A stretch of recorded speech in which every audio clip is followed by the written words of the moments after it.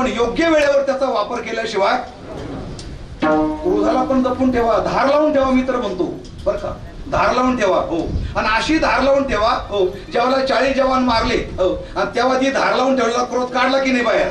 आमच्या 40 जवानाला मारता काय, ठीक आहे, तुमचे मी 300 मारतो. क्रोधाला जपून ठेवा योग्य वेळी, नाही तर मग हम उसकी कडी निंदा करते हैं, हम उसकी कडी निंदा करते हैं. 60 वर्ष तेच चालू ना तुमचं, कडी निंदा करताना राग येऊ दे ना तुम्हाला, पण मारा ना 300, कारण त्यांना तीच भाषा कळते. हो, दुसरी भाषा कळत नाही. ती राग योग्य ठिकाणी वापरला पाहिजे. नुसता कोणी मारलं शांत राहिले, कोणी मारलं शांत राहिले, उपयोग काय तुमच्या रागाचा? क्रोधाचा जर वापर केला नाही तर काय होतं, केला नाही तर काय होतं, केला तर काय होतं? तुम्हाला 2 गोष्टी सांगतो. हो, रावण सीतेला घेऊन चालला असताना जटायूने प्रतिकार केला. इगतपुरी तालुक्यामध्ये सर्वत्र टाके जाईल, हो, त्या ठिकाणी जटायूने प्रतिकार केला. अंगात ताकद कमी आहे, पक्षी आहे, त्याला माहिती आहे रावणाजवळ फार मोठं बळ आहे, शक्तिमान आहे, तो कैलास पर्वत हलवू शकतो. त्या आपलं काय चालणार आहे? पण आपल्याजवळ क्रोध आहे ना, वापर तर करा जेवढं जमल तेवढं. बरोबर आहे? कोणतीही गोष्ट त्यांना ठेवा. काय इतिहास तयार झाला पाहिजे. एक चिमणी आणि जंगलाला आग लागली होती, आणि ती चिमणी तिथं चोचीने पाणी टाकत होती. आता हे हास्यास्पद नाही. आग लागली डोंगराला आणि चिमणी काय करते? चोचीने पाणी टाक. आता चोचीने पाणी टाकून काय आग विझणार आहे का? सगळे हसायला लागले, बाई काय करते ती पण आली बघा तेवढं. काहीतरी चमत्कार आहे बघा. चिमणी आता जेवून गेली, गावगाड्यावरती भरकन धर करून त्या चिमणीला सगळे हसायला लागले. तुझ्या त्या चोचीतल्या पाण्याने आग विझणार आहे का? मग नाही विझणार. मग कशाला उपद्व्याप करते? तिने सांगितलं ऐका. ती काय सांगते? ती म्हणाले मला माहिती माझ्या चोचीतल्या पाण्याने आग विझणार नाही, पण मला हे पण माहितीये ज्या वेळेला या जंगलाचा इतिहास लिहिला जाईल, हो अलग लक्षात, त्यावेळेला माझं नाव आग लावणाऱ्यामध्ये नाही, आग विझवणाऱ्यामध्ये लिहिलं जाईल. म्हणते इतिहास. मग जटायूचा इतिहास तयार झाला की नाही? हो. जटायू विजय झाला का? नाही, जटायूचा विजय नाही झाला, हो पराजय झाला. त्याचे पंख रावणाने त्याचे पंख तोडून टाकले. तो त्या ठिकाणी तडफडत राहिला, राम राम म्हणत राहिला. त्या मार्गाने प्रभू रामचंद्र आले, जटायूला जवळ घेतलं, त्याला मांडीवर घेतलं, सगळी कथा त्याची ऐकून घेतली, त्याचा उद्धार केला. हो, जटायूचा इतिहास तयार झाला. पराजय झाला, पण पराजयाचा पण इतिहास झाला. क्रोधाचा योग्य ठिकाणी वापर केला, जटायूला प्रभू रामचंद्राची मांडी मिळाली, धन्य झाला. ही झाली एक गोष्ट. दुसरी सांगतो तुम्हाला, रागाचा जर वापर नाही केला तर काय होतं? राखून ठेवलाय, असेच हो धार लावून ठेवलाय ते, आणि असेच गंजून पडले. समोर हो पापही घडतात, समोर अपराधही घडतात. जाऊ दे, आपल्याला काय करायचंय? हो, कशाला आपला राग राखून? अरे मग योग्य वेळेला रागाचा जर वापर नाही केला तर ते शस्त्र काय कामाची तुमची? आणला पाहिजे बरोबर योग्य ठिकाणी. गाय घेऊन चाललंय कोणीतरी, प्रतिकार केला पाहिजे. अन्याय होतोय, प्रतिकार केला पाहिजे. कोणी बलात्कार करते, प्रतिकार केला पाहिजे. चूप कशाला राहतात? आता द्रौपदीच्या वस्त्रहरणाच्या वेळेला भीष्माचार्य तिथं होते की नव्हते? होते. सत्ता होती की नव्हती? ताकद होती की नव्हती? हो बरोबर. म्हणजे म्हातारे झाले होते. अरे काय म्हातारे झाले? त्यानंतर तर युद्ध केलं त्यांनी. त्यानंतर युद्ध करून युद्धामध्ये किती मोठमोठे लोळवले. हो अलग लक्षामध्ये. प्रतिकार करण्याची शक्ती आतमध्ये होती, समोर दृश्य होतं. हो, आणि तो दुःशासन द्रौपदीचं वस्त्रहरण करत होता. राग यायला पाहिजे की नाही? मला हे सांगायचंय. हो, प्रकृतीचे ते गुणधर्म आहे. आपल्या ठिकाणी राग आहे, आपल्या ठिकाणी शांती आहे, काम आहे, क्रोध आहे, पण योग्य ठिकाणी वापर. मी तुम्हाला असं म्हणत नाही भलत्या ठिकाणी राग येऊ द्या, का वाटलं नाही मारा थोबाडात, असं मी तुम्हाला म्हणत नाही.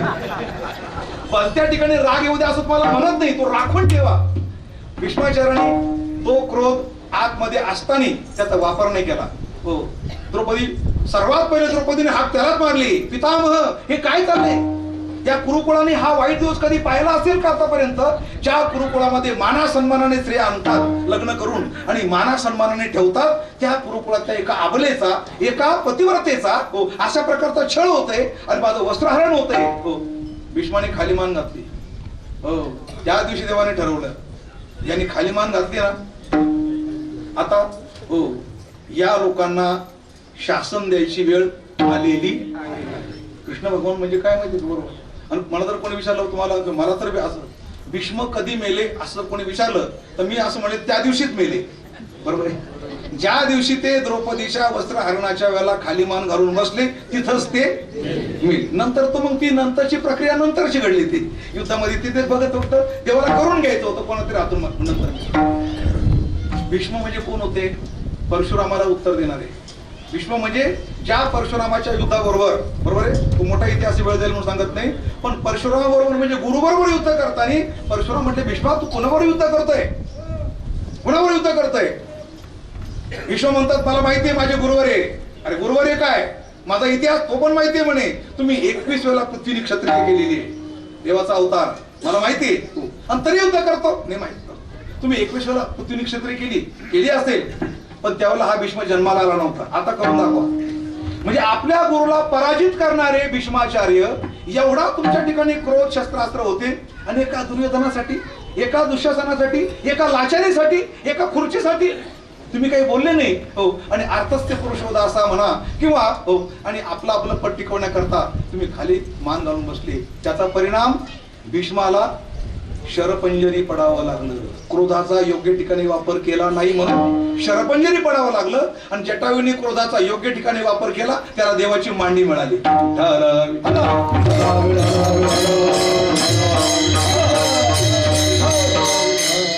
आतमध्ये असलेले काम क्रोध आपल्या सत्कीर्तीला आणि अपकीर्तीला कारणीभूत आहे. आतमध्ये काम क्रोध आपल्या उद्धाराला आणि पतनाला कारणीभूत आहे.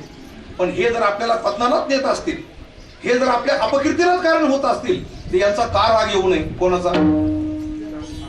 काम क्रोधांचा का राग येऊ नये? आजच्या सिस्टीमचा का राग येऊ नये? आपल्याला यायलाच पाहिजे. हो, आणि यांनी सगळं नासून टाकलं बरं का या आजच्या लोकांनी.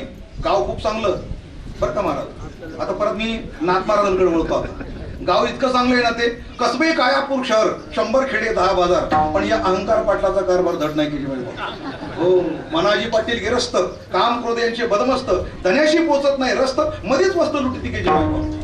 बुधाई पाटील आवाजा देती टाकडा तुकडा चारा चोरा, पण या म्हातारीच्या कारभारा कोण मानतो की मायबाप?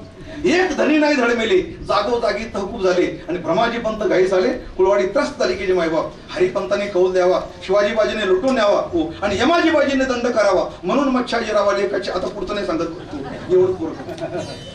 गाव खूप चांगलं आहे. कसबे कायापूर शहर, याला काय म्हटले? शहर, कायापूर शहर. 100 खेडे 10 बाजार. याला खेडे किती आहे? 100. बाजार किती भरतात? 10 बाजार भरतात. कीर्तन संपू द्या. एक डोळ्याचा बाजार, एक कानाचा बाजार, एक जिभेचा बाजार. काय पंगत आहे, काय खायला, हा हे बाजार आहे सगळे. 10 इंद्रियांचे 10 बाजार भरतात. हो, तेव्हा 100 खेडे 10 बाजार. पण या अहंकार पाटलाचा कारभार धड नाही केली माहिती. कोणाचा कारभार वाईट आहे?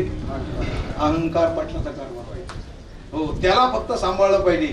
आणि या अहंकाराने म्हणून आतले सिस्टीम जे आहेत ना बरं का, याला मध्य आळी म्हणतात. कोणती आळी? आपण म्हणतो वरची आळी, मध्य आळी आणि खालची आळी. हो, स्थूल शरीर म्हणजे वरची आळी, आणि सूक्ष्म शरीर म्हणजे मध्य आळी. विठाल विठाल.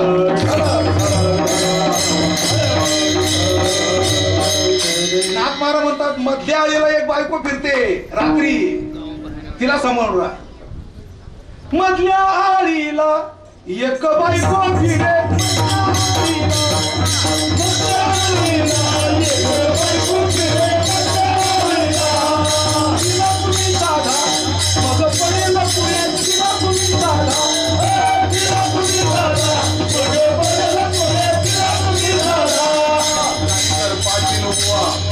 नाहीतर पाटील हुआ तिची पळतील उडे, तिची पळतील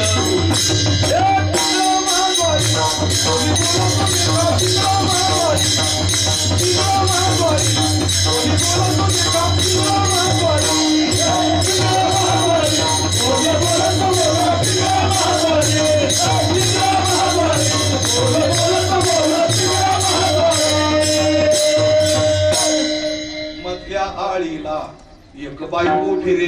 ही बायको वासना मधल्या आळीतली येते. आणि वासना म्हणजे काय हो बर का? तुकाराम महाराज म्हणतात तिला घालू नका, तिचा वास घालवा. वासनेचा वास वासनेसी नाही.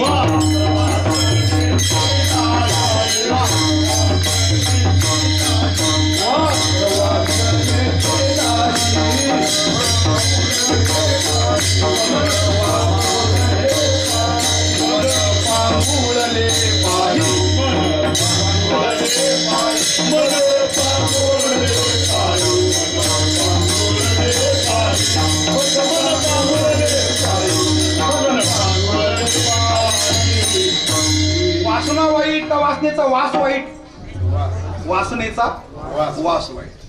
अहो वास गेला की ती सुगंधित होते ना, होते की नाही सुगंधित? काय वासनेने वाईट मिळवतात हे सर्वांना माहिती, बरोबर आहे. पण पुढे आहे का, जन्म घेणे लागे आणि पुढं काय? मग कसे काय हरिरूप कसे काय झाले? ज्यार्थी तुम्ही वासनेमुळे जन्म घ्यावा लागला आणि तुम्ही हरिरूप झाले. हो, हरिरूप होण्याकरता चांगल्या वासनेने चांगला जन्म मिळाला का वाईट वासनेने? चांगल्या. तुझी वाईट वासना कशी राहिली पाहिजे? ही गोळे सर महाराजांच्या सप्तात पारायण झालं आणि तुम्ही इथं संकल्प केला, हे देवा अशी माझे 50 पारायण झाली पाहिजे. आणि वय किती? 70 वर्ष. तू आणि संकल्प काय केला? 50 पारायण. संकल्प हा पूर्ण होण्यासारखा करावा का अपूर्ण राहण्यासारखा? जो अपूर्ण राहिला पाहिजे. नामदेवाचा संकल्प पूर्ण झाला का अपूर्ण राहिला? म्हणून तुकाराम महाराज झाले, बरोबर आहे. परमार्थाचे संकल्प असे करून ठेवा नाही डोईदळ. तेव्हा माझी इच्छा आहे 100 पारायण झाले पाहिजे. होणार नाही. जर पारायण व्हायचे राहिले तर जन्म कोणता मिळत? पुन्हा नरदेह. देवाला घालणंच बागे जन्माला तुमच्या. पण तुमचं कसं आहे माहितीये का, तुमच्या वासना शिल्लक राहतात. पण कशा राहतात? पहिली केली पोरग झालं नाही, दुसरी केली पोरग झालं नाही, तिसरी केली पोरग झालं नाही. पोरग नाही पोरग नाही पोरग नाही म्हणता म्हणता मरण आलं आणि वासना शिल्लक राहिली, पोरग नाही झालं. मग पोरग होण्याकरता आणि पोराची वासना पूर्ण करण्याकरता देव असा जन्म देतो. एका जन्मामध्ये 10 पोर. डुकराला किती होतात? कुत्र्याला किती होतात? कोंबडीला मुर्गी कहतो पुत घनो आगे पीछे थाट और कोई चिल्ली ले गई कोई बिल्ली ले गई हो गई वाटा. वासना त्या नको शिल्लक राहायला. हो, संसाराच्या वासना शिल्लक नाही ना, अजिबात नाही. परमार्थाच्या वासना हो शिल्लक राहायला पाहिजे. हो, करा मोठे मोठे संकल्प. आणि मग ही वासना जर उलट केली, नाथ महाराज म्हणतात, पाटील या बायकोला तू कुठं उलट टांगून ठेव म्हणत. विठाला विठाला.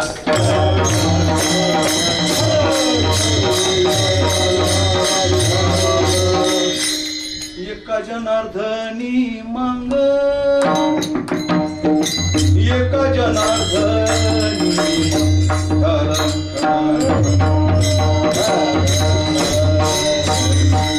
एका जनार्दनी मांग एका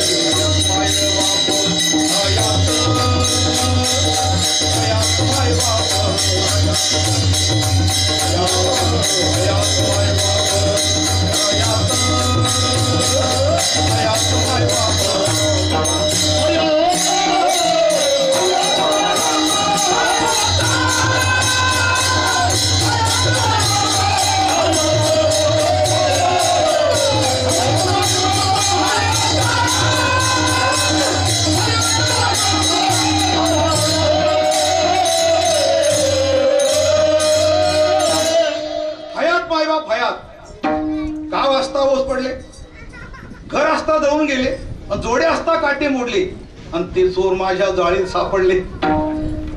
हो, एका जनार्दनी मांग पाटील आपल्या नारीला ही नार वासना. सांगितले तर काम, नाहीतर उफराट्या झाडाशी हिला फक्त उलट करा.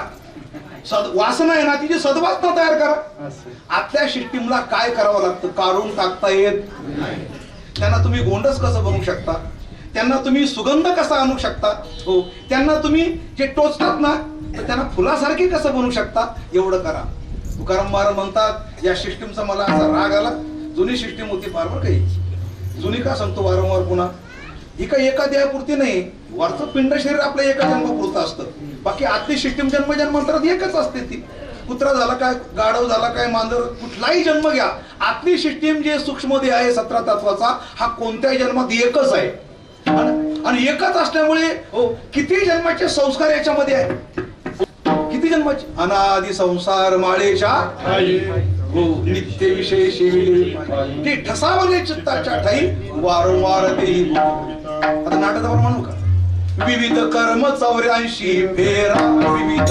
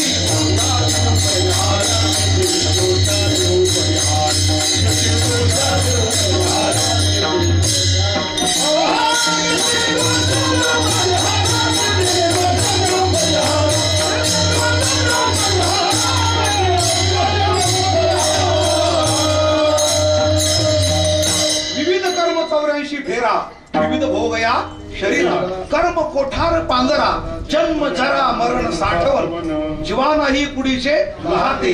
हे भिन्न भिन्न पंच होते, रचते खचते संचिते असार रीते फलकट. ही सिस्टीम होती जुनी. हो आपण किती वेळा काय काय झालो, एक एक आणि कोटी कोटी. ही मागची कहाणी एकदम जात नाही. तुकाराम महाराज त्रासले होते, त्रासले इतके त्रासले ना तुकाराम महाराज. पहिलं माऊलीच्या शब्द सांगतो आणि मग तुकाराम महाराज प्रमाण घेतो. हा वेळ लागेल पण बरं का थोडंसं, कारण लॉंग स्टेटमेंट जरा थोडीशी लॉंग स्टेटमेंट. आतली शिकून सांगता सांगता माऊलीने वर्णन केलंय महाराज, असं वर्णन केलं. हो तुम्हाला मी 33 दृष्टांत सांगणार. 33 दृष्टांत किती म्हणून सांगतो तुम्हाला, लॉंग म्हणजे स्टेटमेंट. आणि 33 दृष्टांत विश्लेषण नाही करणार, फक्त तुम्हाला सांगून जातो माऊलीने याच्यावर 33 दृष्टांत कसे दिले ते ऐका. मग क्लेश तरुची वाडी, तापत्रयाची सगडी, आणि मृत्यू काकाशी कुरुंडी सांडिली आहे. दैन्याचे दुभते, महाभयाते वाढविते, सकळ दुःखाचे पुरते भांडवल. जे दुर्मतीचे कुळ, कुकर्माचे फळ, व्यामोहाचे केवळ संसाराचे. जे संसाराचे बैसने, विकाराचे उद्याने, सकळ रोगाचे भाणे वाढिले आहे. जे काळाचा खिचुशिटा, आशेचा अंगवठा, जन्म मरणाचा ओलिवटा स्वभावे. जे भुलीचे भरीव, विकल्पाचे ओतीव, किंबहुना पेव विंचवाचे. जे व्याघ्राचे क्षेत्र, पाण्यांगण्याचे मित्र, विषय विज्ञान यंत्र सुपूजित. जे लावेचा कळवळा, निवालिया विशोधकाचा गळाळा. जे विश्वासू अंगनिळा सवस्वरांचा. जे कोडियेचे खेव, काळ सर्पाचे मार्दव, आणि गोरियेचे स्वभाव गायन. जे दुर्जनाचा आदरू, वैरियाचा पाहुणेरू. जे असो सागरू अनर्थाचा. जे स्वप्नी देखील स्वप्न, जे मृगजळांचे साशिन लेवन. जे धूम्ररथांचे गगन भरिले आहे. आईसे जे शरीर. मोजले किती झाले दृष्टांत? 11 ओव्या झाल्या आणि प्रत्येक ओळीत 3 दृष्टांत. 11 3 हो अशा 33 दृष्टांत देऊन ज्ञानोबा म्हणतात ही सिस्टीम यातली एवढी खराब आहे. विठ्ठल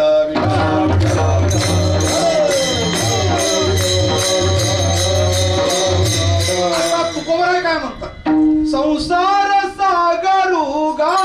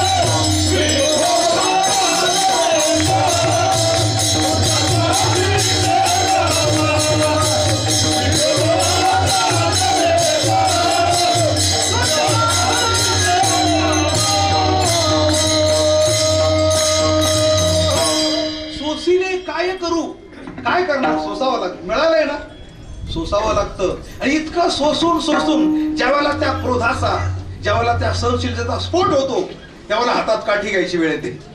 हो, आणि मग तुकाराम महाराज म्हणतात, हातात काठी घेतली आणि यशात मागं लागलो. हाती एवढ्या काठी आणि तुका लागला कलेवरा पडला. आपल्या आपल्या कलेवराच्या मागं लागली. राग आला, हो, कटपाटी. बरं, मारीत मारीत कुठपर्यंत नेलं त्याला. हो, आता राग आपल्याला येतो बरं का. आपणही थोडा वेळ काठी घेऊ. याचा राग येतो, याचा राग येतो. कपडे घालावं तर ते जुने होतात, खाल्लं तर त्याचं नरक तयार होतो. काय काय करावं, घडीघडी आरशात पावा, घडीघडी दाढी करावी. राग आपल्या तात्पुरता, पण ते स्मशान वैराग आहे किंवा उंबरटा वैराग. हो, नाहीतरी आपल्याला वाटतच की नाही, कपडे घालावा तर जुने होतात, दाढी करावं तर ती परत होती. हो, आणि पांढऱ्याचे काळे होतात, परत काळे करावं ते परत कंटाळा आला बघा याचा. किती तुम्ही काळ्याचे पांढऱ्याचे परत काळे करा, ते परत पांढरे झाल्याशिवाय माणसं त्याला काळे करतात, ते पांढरे होतात, काळे करतात, पांढरे होतात, काळे करतात. शेवटी माणसं थकतात किती वेळा. शेवटी काय होतं माहिती का, शेंडे काळे बुडकं पांढरे. केसांच्या नादी लागू नका. ते त्यांचा स्वभाव टाकणार नाही. हो, स्वभाव टाकणार नाही, फार कठीण आहे. नाथपारांनी वर्णन काय उगाच केलं का, 12 पत्रे, 12 नाथपारांची 12 पत्रे. त्या 12 पत्रात नाथपारात काय म्हणतात, हो, की दंताळवाडी ओस पडली बरं का, डोळेवाडीच रुईझुई वस्ती राहिली, डोळेवाडीच रुईझुई वस्ती राहिली. हो, तोंडापूरची 32 खेडे ओस पडली. अलग लक्ष मध्ये शिरपूरचे लोक दरवस्त थरथर कापू लागले. शिरपूर माहिती ना, डोळ्याकडे पुणे हे शिरपूर. शिरपूरचे लोक दरवस्त थरथर कापू लागले. केशवपंत काळे कुलकर्णी जराजीराव फितूर झाले. केशवपंत काळे कुलकर्णी जराजीराव फितूर झाले. आणि काळ्याची पांढरी झाली, पांढऱ्याची वसुली झाली, म्हणजे टक्कल पडलं. काळ्याची पांढरी झाली, पांढऱ्याची वसुली झाली. अशा प्रकारे मानगाव डगमगू लागले. आता बाकी मग खालच्या इंद्रियाचे वर्णन फार वेगळं, ते शब्दात सांगता येणार नाही. पायाचं काय झालं, नको ते वर्णन करायला नको. अशा प्रकारे या शिष्टीला तुकाराम महाराज कंटाळले. मारीत मारीत पूर्ण वैराग्य झालं. कुठपर्यंत नेलं तर थेट स्मशानापर्यंत नेऊन निजवलं. त्या प्रेतावर निजवलं, म्हणजे चित्तेवर निजवलं. अभंगाच्या दुसऱ्या नेवनी निजविले स्मशानी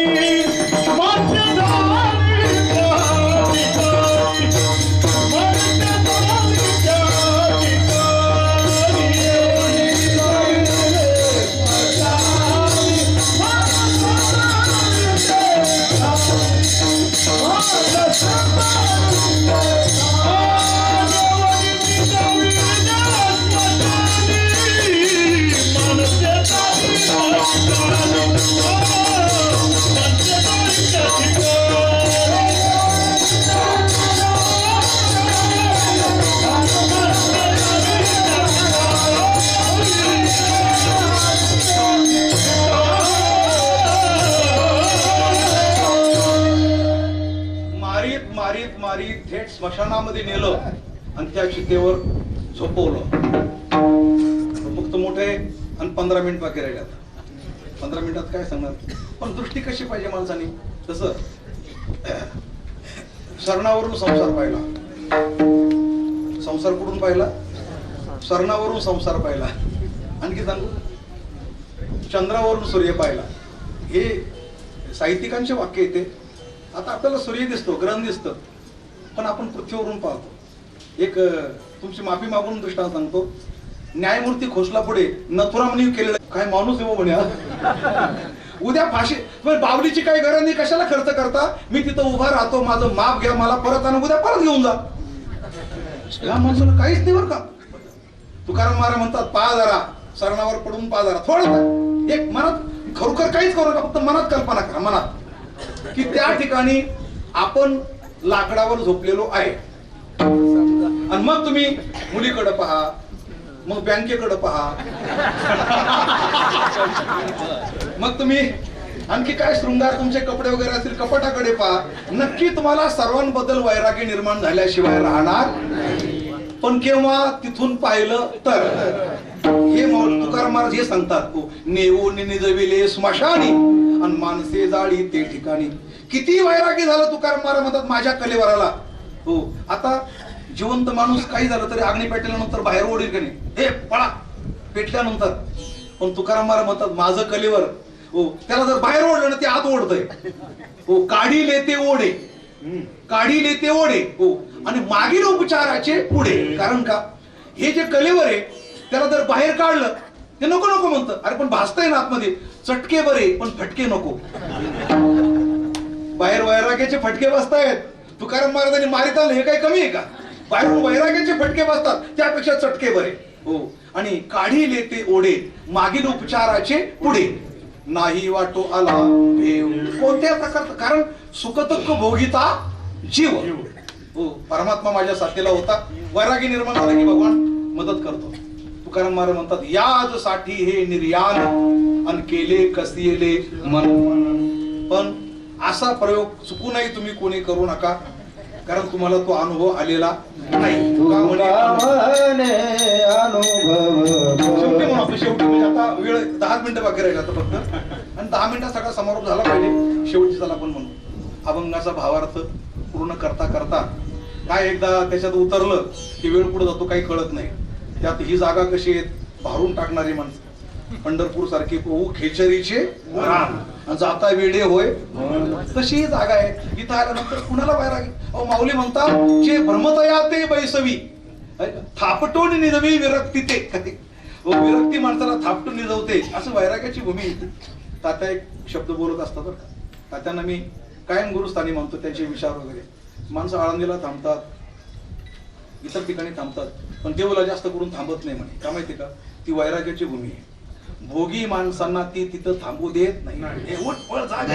तुझं इथं काही काम नाही. आता भोगी माणसं वैराग्यवान जागेत सहसा थांबत नाही. पण तुम्ही थांबले म्हणजे तुमच्याकडे थोडा तरी कुठंतरी वैराग्याचा लेश आहे. तुमची काय ताकद आहे? भोगी माणसं एक पळा इथून पळा. अहो सभा कुठंतरी असू द्या आणि तेवढा तर पण म्हणला इथं कीर्तन कीर्तन आहे टाळ वाजवायला लागलं ते पण हे इथं कीर्तन वाजतं चला थांबणार नाही तिथं. ते खतरनाक आवाज आहे हा टाळाचा जो आवाज आहे ना. भोगी माणसाला फार खतरनाक आवाज आहे. टाळ साल दिंडी सोपं नाही. थांबणार म्हणजे आपल्यासारखे थांबणार. वैराग्यवान थांबणार. बलत्याचं इथं काम. तेव्हा तुम्ही थांबले म्हणजे कुठंतरी तुकाराम महाराजांवर तुमची श्रद्धा आहे. थोडं तरी आतून वैराग्य आपल्याला व्हावं असं वाटतं माणसाला. म्हणून तुम्ही इतके स्थिर आहे. नाही तर वैराग्याच्या भूमीत सहसा भोगी माणसं कधी थांबत नाही. विठोबा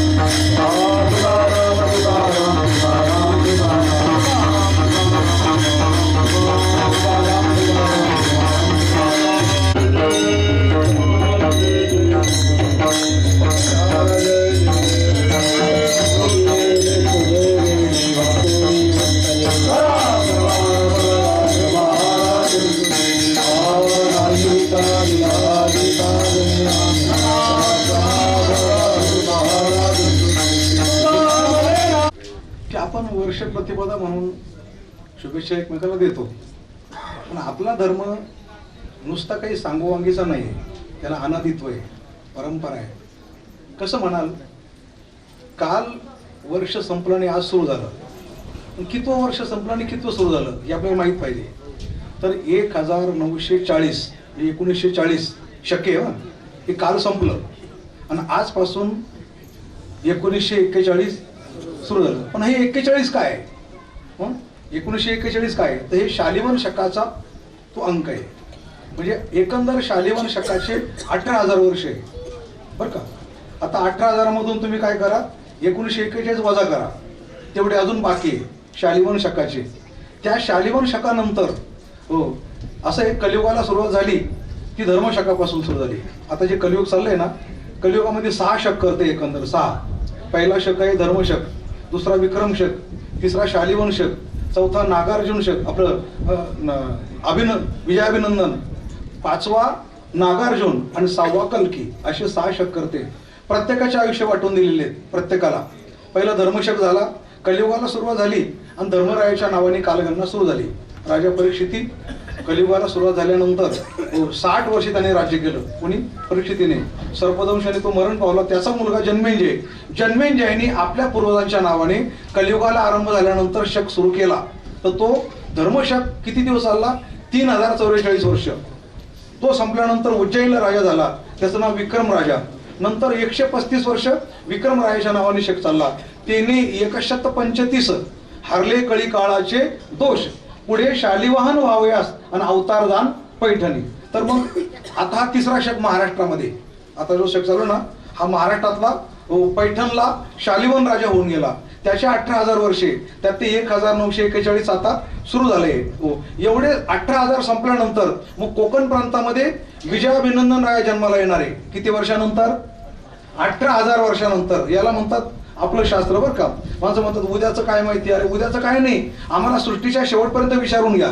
पुढचा इंद्र कोणता, पुढचा ब्रह्मदेव कोणता, पुढचा व्यास कोणता. अश्वत्थामा व्यास होणार आहे पुढं. आता सध्या अश्वत्थामा नर्मदेच्या खोऱ्यामध्ये हिमालयामध्ये तेल मागत फिरतोय, कारण त्याला शाप आहे म्हणूनसाठी.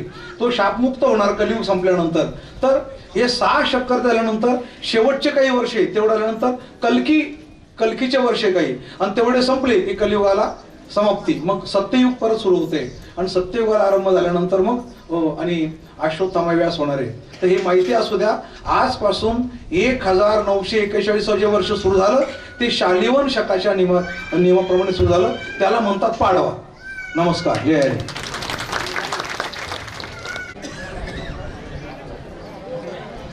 त्यानंतर कुंडली कवरदा हरिविठ्ठल श्री ज्ञानदेव